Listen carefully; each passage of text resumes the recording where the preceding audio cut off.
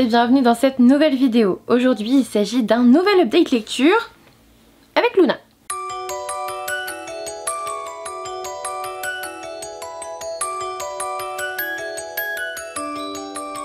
Dans cette vidéo, nous allons parler de 3 romans et d'une bande dessinée que j'ai lue là ces dernières semaines. Bon, tu te couches toi? Couche-toi. Incroyable.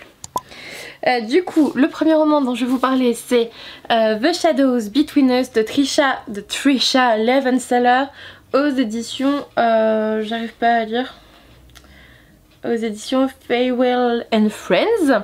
C'est un roman que j'ai reçu grâce à la Fairyloot. Voilà, vous avez vu, en fait vous avez vu l'unboxing en février. Je crois, enfin début mars je pense, c'est la Fairyloot de février, c'est ça, et l'unboxing du coup posté en mars.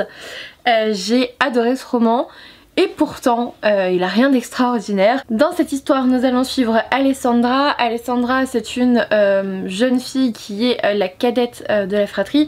Sa sœur aînée a été refusée par le prince héritier. En fait on va se trouver dans un univers un peu médiéval, mais je peux pas trop vous en dire dessus parce que justement on n'en sait pas trop. C'est de la fantasy mais franchement au niveau univers il n'y a pas grand chose. Il y a un petit peu de magie, un petit peu de pouvoir un peu bizarre, mais tout est centré sur le roi qui est entouré d'ombres mystérieuses et on sait pas trop ce que ces ombres font finalement. Est-ce que c'est pour ça qu'il y a Shadows hein, voilà. Est-ce que ces ombres lui permettent de lire dans les pensées des gens et tout ça, on sait pas. Bref, en tout cas le roi recherche sa future reine. La sœur aînée d'Alessandra a été recalée hein, on peut dire ça que comme ça, et Alessandra elle ce qu'elle vise c'est le poste de reine. Elle ce qu'elle veut c'est 1. séduire le roi, 2. se marier avec le roi, 3. tuer le roi. À partir de ce moment-là, je ne pouvais qu'apprécier ce roman. On se retrouve vraiment avec une jeune femme méchante, mais là pour le coup vraiment méchante, machiavélique mais ambitieuse. Après elle a ses bons côtés aussi, hein, mais pour une fois qu'on me sert une vraie héroïne méchante, lorsqu'on me dit qu'elle est méchante, ça me plaît. Je vous rappelle qu'il y a un roman où j'ai été vraiment déçue, on m'avait dit que les gens étaient méchants, que les personnages étaient méchants et pas du tout. Là elle est méchante, mais quand même attention, le fond de ce roman c'est une romance de fantasy. Alors j'ai beaucoup aimé, je sais pas si vous verrez mais j'ai mis plein de signets dans ce roman. Moi j'ai beaucoup apprécié le personnage d'Alessandra, j'ai beaucoup apprécié le personnage du roi qui s'appelle Calas, je crois que c'est un truc comme ça. Je crois que c'est Calas ou Calias, quelque chose comme ça. Et j'ai très envie de découvrir les autres romans de cet auteur. J'étais pas très loin du coup de cœur, mais je pense que ce qui me manquait c'était vraiment de la profondeur dans l'univers. Il y a des petites touches par-ci par-là, on voit que c'est un peu médiéval avec voilà la monarchie et tout. Enfin médiéval en fait j'en sais rien, mais il y a pas de flingue je crois dedans. Non ils sont à l'épée, je crois qu'il a une épée. Donc c'est pour ça que je pensais un petit peu à quelque chose de médiéval. En tout cas c'est comme ça que je me le suis représenté, les châteaux, les rois, les soldats, tout ça, enfin voilà. Et une petite touche de magie, mais c'est très ténu, l'univers est vraiment pas fouillé. C'est vraiment ce qui m'a manqué. Pour le reste, j'ai adoré les personnages, j'ai adoré l'intrigue, qui a plusieurs rebondissements, même s'il y en a qui sont prévisibles, même s'il y a certains clichés dans ce roman, notamment au niveau de la romance. Il y a certains trucs qu'on voit arriver, il y a des clichés et tout, mais je sais pas comment vous dire, avec moi ça l'a carrément fait, j'avais très envie de découvrir la suite. Au niveau du niveau d'anglais, si vous êtes juste débutant ça va être compliqué, il y a des mots assez soutenus, pas forcément évidents. Si vous êtes dans un anglais intermédiaire comme moi, c'est à dire que je comprends plein de mots mais il y en a je les comprends pas mais ça m'empêche pas de comprendre la phrase. Là vous pouvez y aller, franchement ça se passe plutôt bien, c'était accessible, j'ai vraiment adoré cette histoire, je vous le conseille. J'espère vraiment qu'il sera traduit pour que le plus grand nombre puisse le découvrir. C'était une romance de fantasy vraiment top, moi j'ai adoré. Ensuite je vais vous parler du roman Le libraire de Cologne de Catherine Ganzmüller aux éditions Scribner. Alors là dans ce roman on va suivre, comment il s'appelle, c'est pas Alexander, c'est Hans Schreiber, je sais pas comment ça se dit, qui est l'employé de Alexander Mendel. Alexander Mendel, lui, il tient la librairie Mendel au centre de Cologne, voilà une librairie méga réputée et tout. Et nous, ce qu'on va suivre, c'est Hans, parce que Hans, donc c'est son salarié, comme je vous l'ai dit, il va tenir la librairie pendant la guerre. Et oui, l'histoire se déroule durant la Seconde Guerre mondiale. Alexander Mendel est juif, et en tout cas sa famille est juive, donc en fait ils vont pas trop chercher, hein. Au début de la guerre ils sentent que ça va pas très bien, il s'expatrie directement, il laisse les clés de la librairie à Hans et Hans va tout faire pour que cette librairie reste ouverte, pour qu'elle ne fasse pas trop l'objet d'assauts de SS et tout ça parce que c'est quand même compliqué. Mais bon voilà, c'était pas mal. Maintenant j'en attendais un petit peu plus, je vous avoue. En fait à un moment donné je me suis dit, je sais pas si c'est Hans qui tient la librairie ou si c'est la librairie qui tient Hans, et j'ai trouvé ça vraiment top. En fait ça l'a décalé un petit peu de la guerre et de toutes les horreurs qu'on peut y voir et tout ça, et ça lui a permis de rencontrer un peu de monde, d'être un peu entouré, tout ça. J'ai bien aimé ce niveau là et heureusement qu'il a la librairie en fait, Hans, sinon il serait vraiment mal. Maintenant dans ce roman on a aussi quelques horreurs de guerre, on a le droit au bombardement et tout ça, c'est pas forcément évident. Hans il va s'adapter à la conjecture de son époque, il va faire comme il peut. Et je vous dis, c'est vraiment pour moi la librairie qui le tient hein, jusqu'au bout. J'ai bien aimé le fait de voir en fait cette seconde guerre mondiale sous le côté d'un petit libraire de Cologne qui essaye de survivre tant bien que mal et qui est pas forcément d'accord avec le régime qui est mis en place dans son propre pays. C'est là aussi que c'était très intéressant, on découvre la face des Allemands qui étaient pas d'accord avec Hitler mais qui avaient pas le choix, sinon ils allaient mourir parce que voilà, ils allaient collaborer avec la population juive et tout. Donc on voit un petit peu comment ça se passe pour les juifs en Allemagne, on voit comment ça se passe pour les Allemands en Allemagne, que ça soit les Allemands du coup nazis qui sont à fond dans le régime, et les Allemands qui sont pas d'accord dans les villages, dans les villes, qui peuvent pas crier trop fort, mais qui sont pas d'accord. On va avoir aussi une certaine forme de résistance. Alors tout ça c'est très ténu, j'aurais aimé que ça soit vraiment plus approfondi, c'est dommage. Ça reste vraiment en surface, on reste totalement centré sur la librairie et sur Hans, sauf à la fin. Mais voilà, j'aurais aimé que ce moment soit un petit peu plus développé. La résistance en Allemagne, j'ai trouvé ça super intéressant. Et en même temps, vu que la famille d'Alexander Mendel s'expatrie vers la France, on a aussi droit à quelques informations sur ce qui se passe dans la France à ce moment-là. Là aussi, j'ai plutôt bien aimé, ça nous décale un petit peu. Elle veut un câlin en fait, c'est ça qu'elle a. Ça nous décale un petit peu de cette politique en Allemagne, et on voit un petit peu comment ça se passe en France aussi à cette époque là. Surtout que l'histoire elle commence genre en 1932 ou quelque chose comme ça, enfin assez avant, 1933 c'est le prologue. Oui c'est ça, de toute façon c'est après le prologue que ça se déroule. 1934 sinon, donc c'est ça, vraiment tout aux prémices en fait du truc. Ce que j'ai bien aimé aussi dans ce roman, c'est découvrir dans les notes de l'auteur que certains faits ou en tout cas certains personnages sont issus de faits réels, et ça c'était cool. Et à la toute fin vous avez même droit à une chronologie historique pour vous rappeler un petit peu dans quel ordre se sont passées les choses et comment ça s'est passé. Bref c'est vraiment top, je pense que pour les adolescents c'est vraiment sympa, ça tombe pas non plus dans la terrible horreur mais en même temps ça rentre dans leur programme au niveau scolaire, donc c'est pas mal. Et comme je vous dis, avec la chronologie à la fin on peut se remettre les idées un petit peu en place. C'était cool, franchement j'ai bien aimé cette lecture. Maintenant comme je vous l'ai dit, ça manquait un petit peu de profondeur et de développement sur certaines choses, mais j'ai passé un très bon moment de lecture quand même. Enfin le dernier roman dont je vais vous parler, et après on parlera d'une bande dessinée, c'est Ferme les yeux et fais un vœu de Cécile Bergerac aux éditions Hugo Roman. Alors j'avais envie de découvrir ce roman, oh j'ai laissé mon marque-page dedans, c'est un marque-page des Passions d'Eléa d'ailleurs, n'hésitez pas à aller voir. Du coup j'ai attaqué ce roman dans cette période de coronavirus qui commençait à s'installer à l'hôpital, de pré-confinement et tout ça, et je me suis dit regardez-moi cette couverture, avec une couverture pareille ça va forcément me remonter le moral. J'avais tort, oui mon bébé, oui j'avais tort, tout à fait, heureusement que tu étais là pour me rassurer, oui. Donc du coup c'est ce que je vous disais, j'avais tort, ça m'a retourné, ça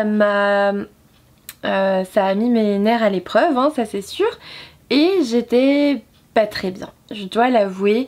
Dans cette histoire nous suivons Sarah qui est uniquement définie par son travail. Elle est avocate et du coup en fait ils la décrivent comme rigide, comme dans l'hyper contrôle constant etc. Et sa vie va rebasculer parce qu'en fait elle a déjà basculé 2 fois dans son enfance, on l'apprend au fil du temps, mais il y a déjà des événements traumatiques dans sa vie qui font que oui en effet elle est dans le contrôle des choses, et oui elle est rigide mais parce qu'elle a vécu des trucs atroces. Et elle va recevoir un coup de fil qui va la replonger dans un nouvel élément traumatique. C'est juste affreux, sincèrement c'est juste affreux. Elle a déjà quasiment tout perdu, elle va vraiment être sur le point de tout perdre, et du coup c'était horrible. Alors j'ai mis des petits signets parce que c'était très bien écrit, j'ai beaucoup aimé la plume, mais l'histoire est horrible. L'histoire est horrible et franchement vous n'avez pas envie de vous identifier à cette héroïne, vraiment pas, parce qu'elle vit ce que personne n'a envie de vivre. Voilà, elle perd tout le monde, c'est atroce. Et bah en fait ce qu'on vous dit c'est que évidemment on est dans du... Alors moi je me suis dit dans du Hugo roman il va y avoir une petite romance légère, des trucs comme ça. Oui en effet il y a une petite romance légère.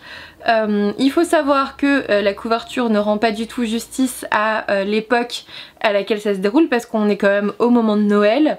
Voilà, on a même des allusions à la magie de Noël et tout ça. Alors là pour le coup c'était totalement inattendu. Moi avec cette couverture là je me croyais au printemps en été quoi. Donc voilà pareil j'étais un peu paumée. Et on se retrouve avec une petite romance un peu décalée.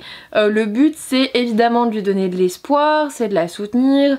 Mais ce que j'ai pas trop aimé c'est que on vous montre qu'avec la romance et avec un être aimé, la personne change. Donc on va montrer que Sarah elle change de personnalité et elle prend autrement les choses alors qu'elle vit un drame familial absolument atroce à ce moment là. Et j'ai pas trouvé ça crédible, je n'ai pas trouvé ça judicieux de montrer que les gens peuvent changer par amour parce que ça ne dure qu'un temps. Les gens ne changent pas s'ils n'ont pas envie de changer. Et j'ai toujours beaucoup de mal avec ces relations avec une sorte de syndrome de l'infirmière, genre vous voyez quelqu'un de ténébreux, rigide et torturé et avec votre amour vous allez le soigner et ça va devenir quelqu'un d'absolument adorable et gentil et la plus belle romance de votre vie, votre âme sœur en fait. Et là c'est un petit peu ce qui est montré même si c'est... Regarde c'est trop mignon. Même si c'est l'homme qui a son petit syndrome de l'infirmier, là il va la sauver, il va lui redonner de l'espoir, il va l'aider, il va la changer, elle est tellement dans le contrôle. Et en même temps oui dans ce roman on vous montre que c'est possible alors que bah... Enfin elle est en train de vivre un drame affreux, d'accord. Enfin sa façon d'être, sa personnalité en fait c'est vraiment défensif par rapport à tous ces drames qu'elle a déjà vécu.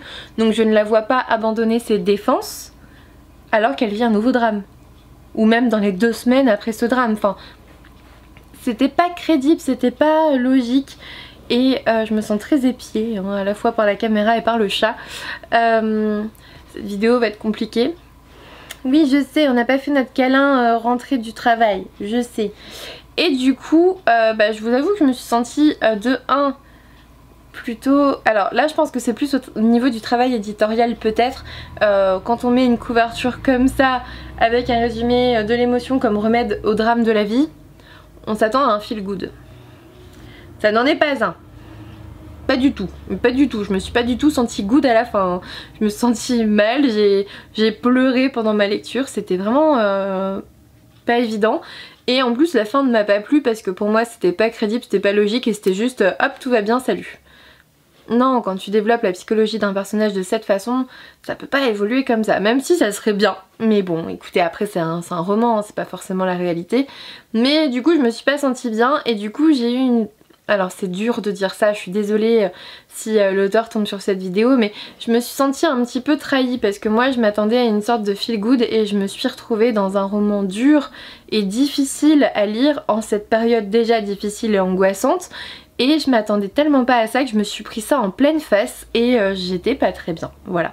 Donc je pense que maintenant, vu que vous êtes au courant que ce roman n'est pas facile, que c'est une histoire difficile, très dure avec l'héroïne et que voilà, je vous conseille vraiment, alors je vous conseille de le lire parce que c'était plein d'émotions, c'était bouleversant. Et c'était, alors c'était une histoire horrible d'accord, mais voilà, le mot c'est vraiment bouleversant. Mais justement j'avais pas envie de ça du tout à ce moment là. Alors oui je me suis plantée, pourtant c'est écrit dans le roman. Mais peut-on retrouver la résilience au milieu du chaos? Bah moi je m'attendais à vraiment une bonne note d'espoir, mais moi l'espoir je l'ai perdu pendant toute ma lecture en fait. Et je l'ai pas retrouvé à la fin. J'étais pas bien et en cette période de confinement, de coronavirus, de trucs super anxiogènes, et bah ça m'a pas aidé du tout, alors que j'en attendais un feel good qui allait me faire sourire en fait, et qui allait bien se passer, qui allait bien se dérouler, qui allait bien se finir, mais de façon, même si c'était un peu cliché c'était pas grave. Je m'attendais à quelque chose comme ça, je l'ai choisi pour ça. Et du coup bah c'est pas du tout ce que j'y ai trouvé. Maintenant que vous êtes au courant, je vous conseille réellement d'attendre que cette période un peu compliquée soit passée pour le découvrir, parce que c'est pas le moment là, je vous jure c'est pas le moment. Si vous êtes un tout petit peu anxieux déjà ça va vous laminer le moral, donc c'est pas le moment. Mais attendez, je sais pas, cet été ou cet hiver plutôt avec Noël, parce que vu que c'est une ambiance de Noël ça peut être pas mal même si c'est très jaune. Et découvrez-le parce que c'était bouleversant, c'était plein d'émotions, c'était vraiment bien écrit. Je pense que dans une autre période, je n'exclus pas en fait le fait de le relire à un autre moment, parce que je pense que dans une autre période où je suis beaucoup moins anxieuse, et ça passerait beaucoup mieux. J'ai beaucoup aimé l'écriture et tout ça, mais là pour moi il est juste pas sorti au bon moment en fait. Il est sorti dans une période déjà difficile, et un roman difficile dans une période difficile c'est compliqué à gérer.